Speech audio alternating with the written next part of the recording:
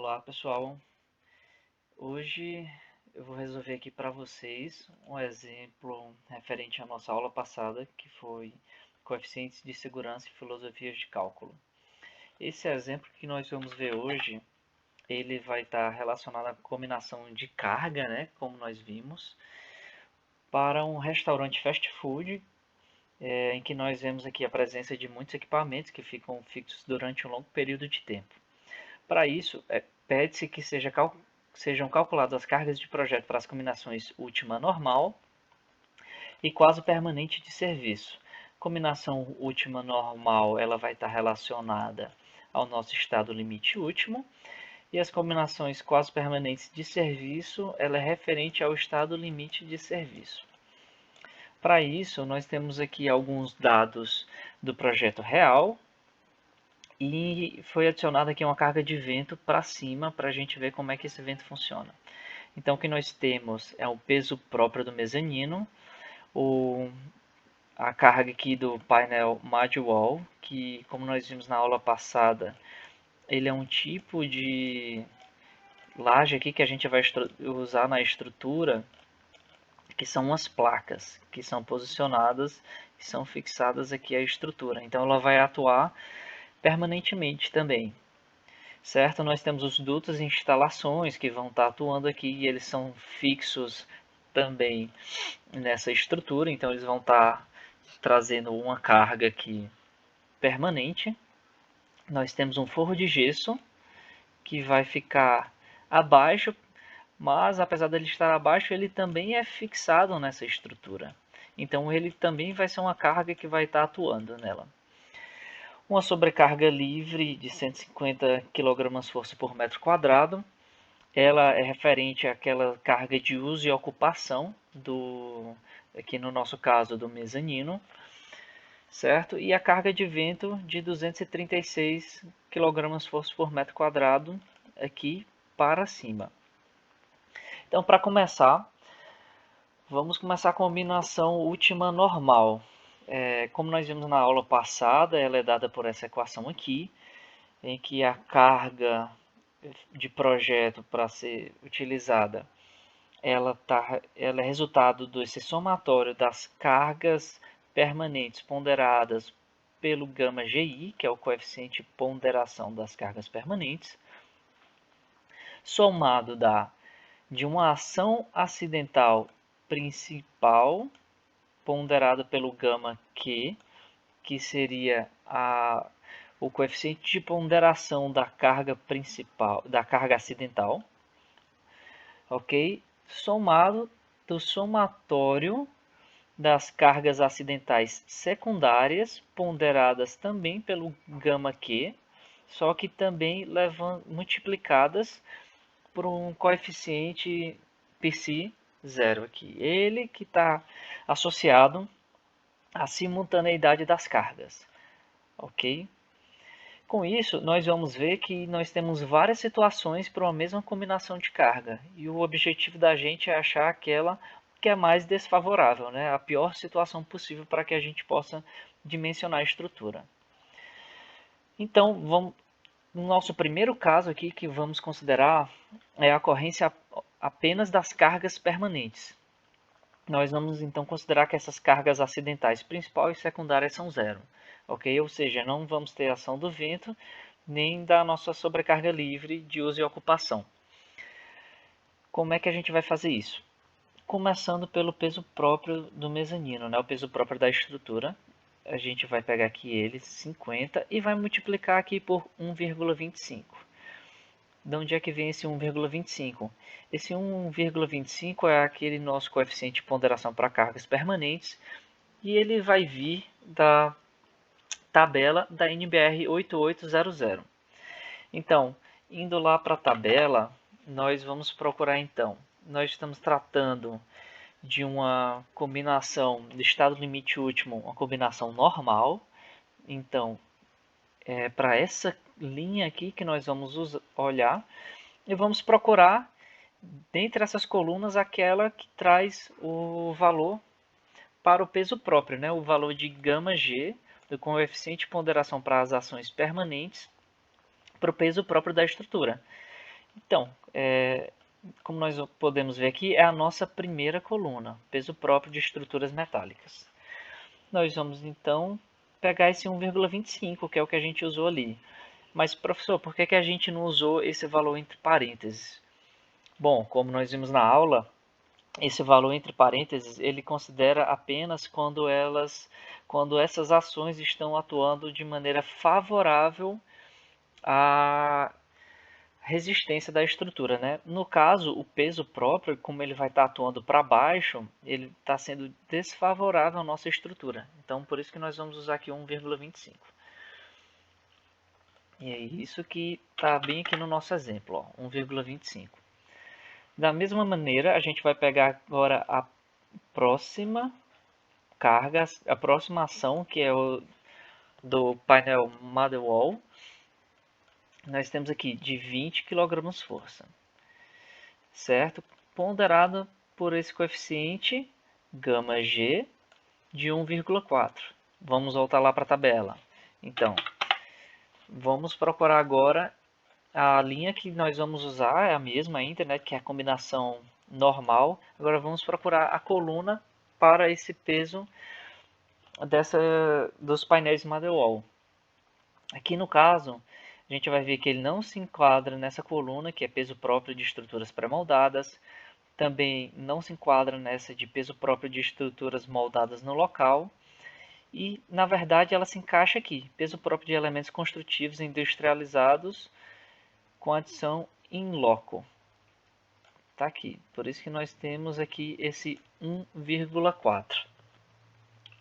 Ok? E é isso que está aqui no nosso exemplo. Foi utilizado o coeficiente de ponderação de 1,4. Para dutos, instalações e forros de gesso, nós vamos ver que eles vão se enquadrar com o mesmo coeficiente de ponderação, por isso que eles estão somados aqui juntos.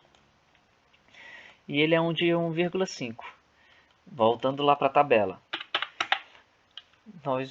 Como nós vimos aqui, a gente viu cada uma dessas colunas e a gente pode ver que ele não se encaixa em nenhum desses dois. O que é que ele vai ser então? Vai estar nessa última coluna, peso próprio de elementos construtivos em geral, que seria o nosso forro, e equipamentos, que seriam os dutos e instalações. Por isso que o nosso coeficiente de ponderação aqui vai ser de 1,5. Depois de definido isso, nós vamos apenas fazer esse somatório, né, resolver isso, encontrando esse valor aqui. Quer dizer que esse valor aqui vai ser o que a gente vai usar para dimensionamento em projeto? Ainda não, a gente não sabe se essa é a ação mais desfavorável. Então, vamos agora para uma próxima combinação, né?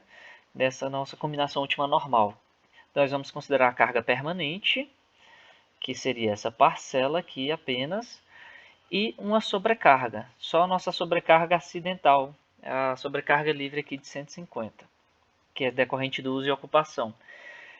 Esse primeiro somatório aqui é esse que a gente fez no item A, então eu vou só repetir ele aqui.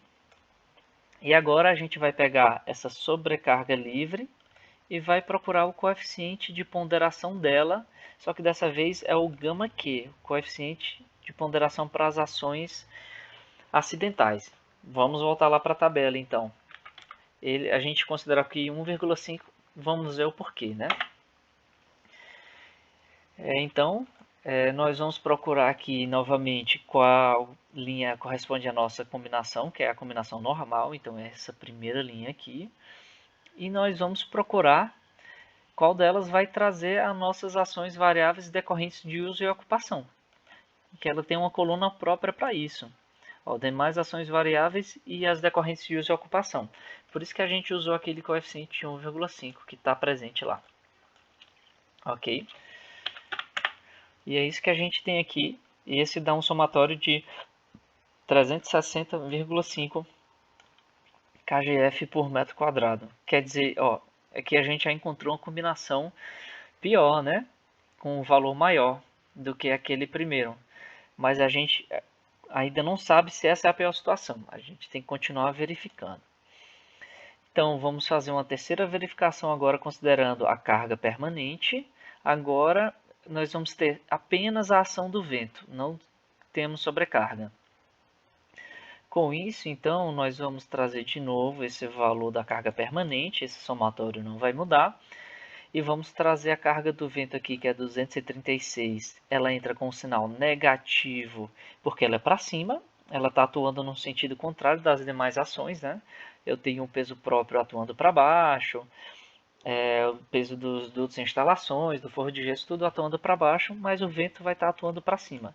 Então, ela vai entrar aqui com um sinal negativo, e ela é ponderada por 1,4, que é o gama Q para o vento, que tirando aqui da tabela, está bem explícito, né? Combinação última normal para ação do vento é uma ação variável, 1,4. Esse valor, então, dá menos 194,9 kgf por metro quadrado. O que é que isso quer dizer? Que nessa combinação aqui, que a gente está tendo, na verdade, uma predominância do arrancamento da estrutura, né? De uma tração da estrutura. Mas será que essa é a carga mais desfavorável?